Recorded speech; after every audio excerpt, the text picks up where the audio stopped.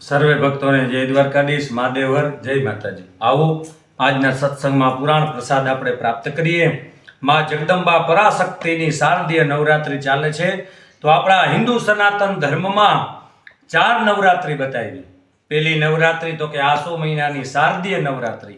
આમ તો છેલ્લો આસો મહિનો, પણ પહેલી નવરાત્રિ આસો મહિનાની, બીજી નવરાત્રિ મા મહિનાની, ત્રીજી નવરાત્રિ ચૈત્ર મહિનાની અને ચોથી નવરાત્રિ એટલે કે અષાઢ મહિનાની ગુપ્ત નવરાત્રિ। આ 4 નવરાત્રિ અને અત્યારે આ શારદીય નવરાત્રિ ચાલે છે। તો માં જગદંબાનો બહુ મોટો મહિમા છે। માએ આ સમગ્ર જગતનું સર્જન કર્યું।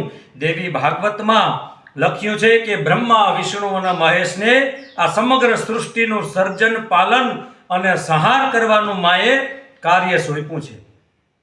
માએ કહ્યું કે જાઓ આ દુનિયાનું પાલન કરો, સર્જન પાલન કરો, સર્જન કરો અને યથા સમયે સંહાર કરો। માં જગદંબાને કહી, માં જગદંબાએ કહ્યું આ સંસારને માં જગદંબા ચલાવે છે। જો માં જગદંબા ન ચલાવતા હોત તો ક્યારેય ભગવાન વેદ વ્યાસજી એવું ન બોલ્યા હોત કે સૃષ્ટિ આ સર્ગરૂપા